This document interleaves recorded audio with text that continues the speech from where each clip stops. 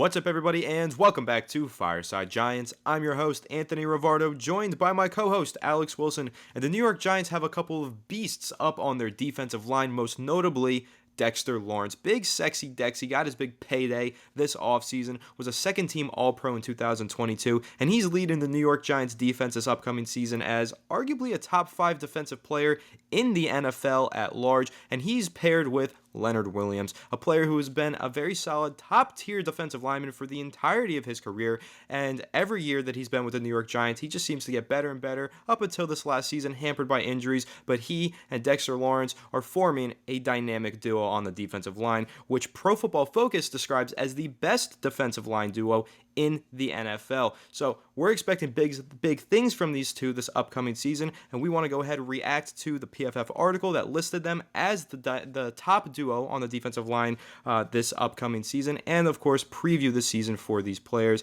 and give our expectations as to what we think they can accomplish this year. But before we dive into all that, make sure to leave a like if you do enjoy this episode, subscribe to the channel if you are new, ring the bell so you don't miss an episode, and comment your thoughts on the topic down below in the comment section. And if you're listening on Apple or Spotify, please make sure to leave us a 5-star review, and make sure to follow us on Twitter and on Instagram at Fireside Giants for plenty of New York Giants content on your social media channels every single day. But without further ado, Alex, how are you doing today, my friend? And what are your thoughts on PFF ranking the dynamic duo of Dexter Lawrence and Leonard Williams as the top duo in the NFL? Hey man, I'm doing great. As long as people are talking well about the Giants, I'm excited about it. And look, we kind of use that negativity when people do talk smack about the Giants to turn it into motivation, and I like how that mentality's kind of taken hold. But Dexter Lawrence and Leonard Williams, man, like, this is a very good duo of players. Like, very, very, very talented duo of players. And what makes them so special is not that they're individually gifted. They have developed some of the best chemistry on this team over the past couple of years. You know, like, Leonard Williams does not want to leave. Like, there is a big decision the Giants have to make after this upcoming season on his contract as it is expiring. And Leonard Williams is like, I don't want to go. Like, I want to stay with Dexter Lawrence. I want to stay developing this chemistry. I want to stay, like, doing this and that. And Dexter Lawrence basically said, when we're in the trenches, in the middle of a game, we communicate, like, telepathically. Like, all we have to do is look at each other, and we know what we're going to do. We know exactly what's going to happen, whether it's going to be a stunt or some sort of dynamic play that requires both of them to kind of work off one another. That level of chemistry is built over time. You cannot replicate that with a newfound player, with a guy that just comes in, you plug in on a free agent or a draft pick. You can't do that. It's not possible. This is a duo of players that, if they are healthy, is going to produce at a very high level this season. Now, Leonard Williams has, historically been probably the healthiest player we've seen on this Giants team in a very long time, since Eli. Leonard Williams barely missed any time until the 2022 season. It was just kind of freak injuries. Look at all the MCL injuries the Giants sustained last year. Leonard Williams was one of those players. So it seemed to me that it was a team-wide trend. When there's team-wide trends, you're like, wow, like, there's a lot of players with the same injury. You can't blame the player. You have to blame maybe something they're doing behind the scenes, or a medical thing, or maybe it was the turf. Maybe it was a specific style they were utilizing in practice, or maybe they weren't a specific workout or whatever, like exercise that may have been weakening that muscle, or putting it towards the edge of getting injured. Could be a variety of different things, but there was a trend, and Leonard Williams fell ill to the trend. And of course, he had that neck injury he sustained that he played through, and that he was like, I was in pain the whole time, like I was hurting. So I got to give him plenty of credit for coming back from the MCL injury that definitely still hurt him, and then picking up a neck injury that he was like, I felt it every time I tackled someone. And like, you're a run stopper, you're a pass rusher, like, you're tackling guys every play, or at least you're getting hit or hitting somebody in some way, somehow.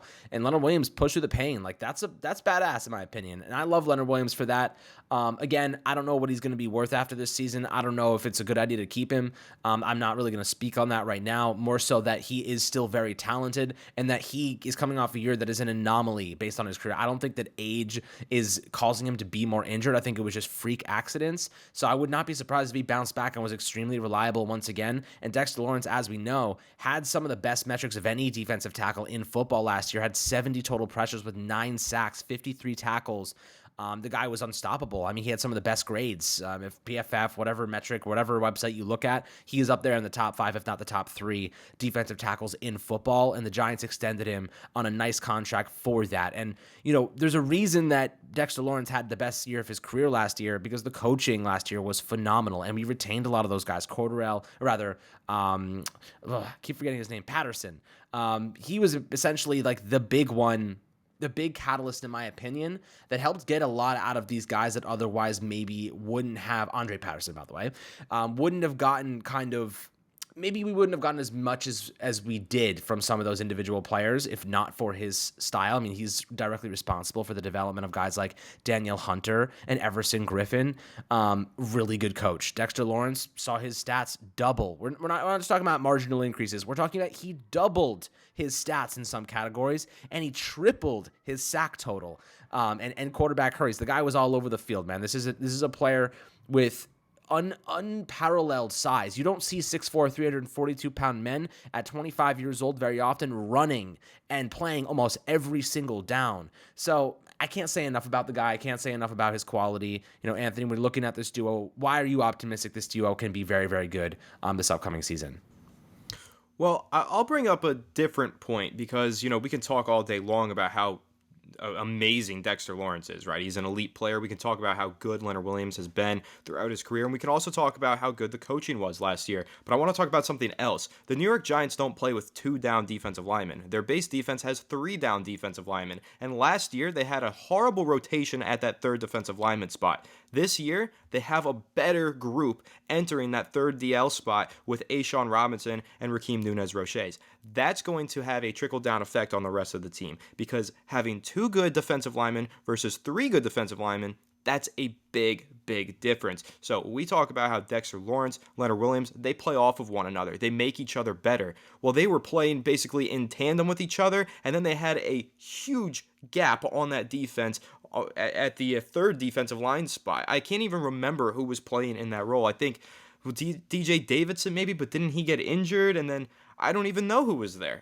There were just a bunch of nobodies rotating in that 3rd defensive lineman spot. But this year, again, 2 quality players that can rotate there and be legitimate starters on this defense, that helps tremendously because now it's not on Dexter Lawrence to plug 2 gaps, it's on him to plug 1 gap and then help on the other gap where A'Shawn Robinson is manning it down. And again, same thing for Leonard Williams. So that's something that I think is being slept on, is the fact that the Giants, they did a big thing by upgrading that defensive line this offseason. That was arguably their biggest weakness that nobody really talked about because we have had plenty of conversations about how horrible the Giants' run defense was last year. I mean, they were getting ran all over by the Eagles in every single contest against Philadelphia and against a bunch of other teams as well. The Giants were giving up a ton of rushing yardage. We pinpointed most of the blame on the linebackers. The Giants probably had the worst linebacker core in the NFL last season.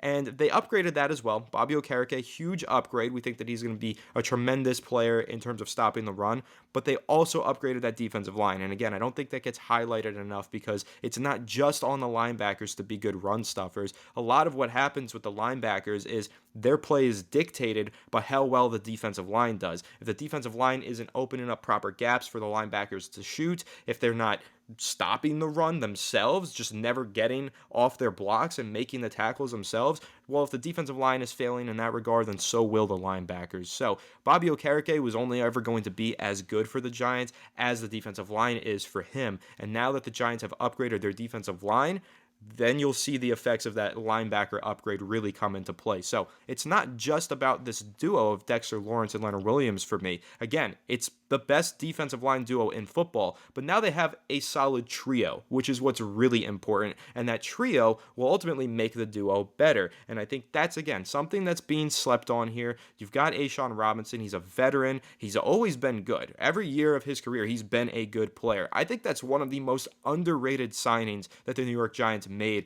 this offseason. They have a pure veteran, just run stuffer in A'Shawn Robinson to sit there, plug some gaps, shed some blocks, and make some really high quality plays in the running game. And that's going to help guys like Dexter Lawrence, like Leonard Williams. And another thing to even throw into the mix, it helps them in the pass rushing department as well. Not just in run defense, but having a guy as large as A'Shawn Robinson who can actually push an offensive lineman into the pocket, that absolutely opens things up because it draws a little bit less attention toward Leonard Williams, a little bit less attention toward Dexter Lawrence, gives them a little bit more freedom while rushing the passer themselves. So Again, love what those two bring to this defense, but I think that not enough Giants fans are realizing how big of an impact those two players that the Giants signed, and A'Shawn Robinson and Raheem Nunez-Roches, can have on this defense this upcoming season. So, Alex, what are your thoughts on that? Just how adding some more talent on the defensive line to play alongside Lawrence and Williams, that's really going to help them play even better in 2023.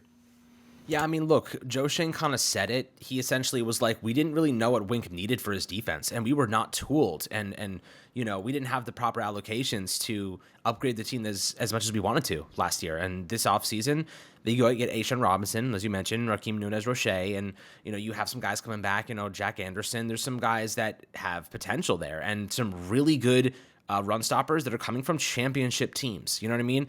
Robinson won a championship a couple years ago. Nunez-Roches, same thing. And they're great people to have in there because Robinson is a killer. The guy is a monster. And Nunez-Roches is a leader. And he's one of those guys that is like an energizer bunny. You know what I mean? You want those guys. And especially because Dexter Lawrence, you can't ask him to put together as much of a sample size as he did last year without risking injury. He almost played 1,000 snaps last year, and that's, again, 342 pounds. You are risking injury the second you cross like 750. So you really got to be careful. You got to maintain that, especially when like the postseason comes around.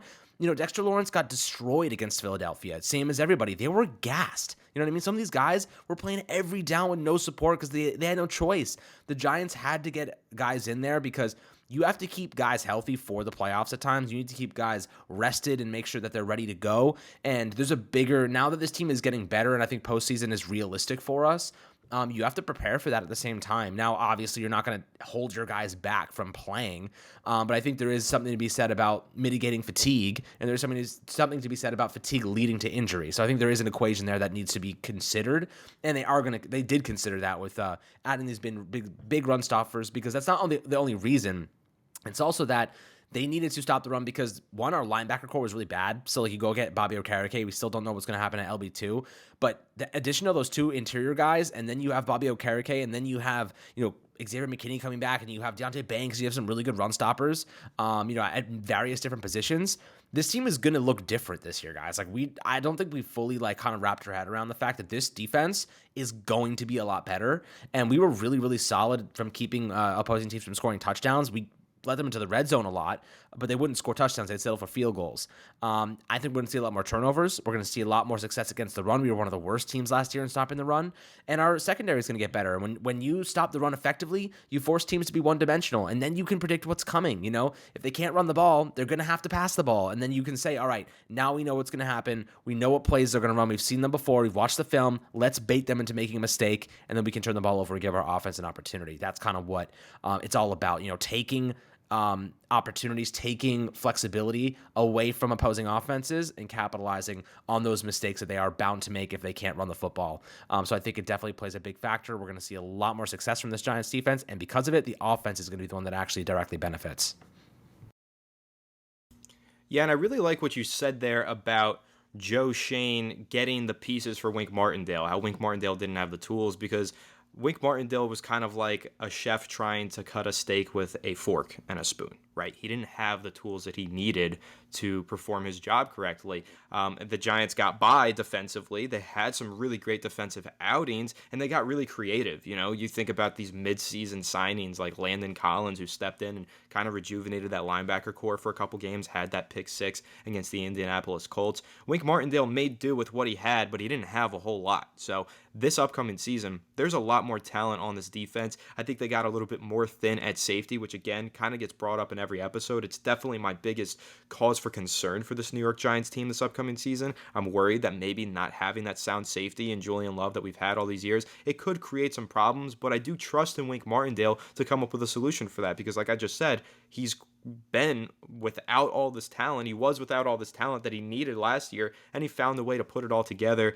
and make a competent unit on the defensive side of the ball. And again, when I'm looking at this team right now, upgrades on the defensive line, upgrade at linebacker, upgrade at cornerback. These were all serious issues that the Giants defense had to endure last year that Wink Martindale Now he has all this talent at these positions. He can make a very good unit this upcoming season. So I definitely think the Giants defense will take a big step forward. Again, Wink Martindale, one of the best defensive coordinators in the NFL, has been for a very long time, but he runs a very specific brand of defense, and he requires very specific players to execute that style. He didn't have that last year. He has that now, or at least he has it better than he did. So again, Martindale, I think, will be a much improved coach. On top of the fact that he was a great coach last year, he'll be even better this year, and so will the Giants defense. But that pretty much wraps up our thoughts on the Giants defensive line, Wink Martindale, and everything in between. Make sure to leave a like if you did enjoy this episode. Subscribe to the channel if you are new. Ring the bell so you don't miss an episode, and comment your thoughts on the topic down below in the comment section. If you're listening on Apple or Spotify, please make sure to leave us a 5-star review. And again, make sure you go ahead and follow us on Instagram and Twitter at Fireside Giants. Plenty of New York Giants content coming your way on the daily. But without further ado, we will catch you all in the next one. Have a good one, and let's go Giants.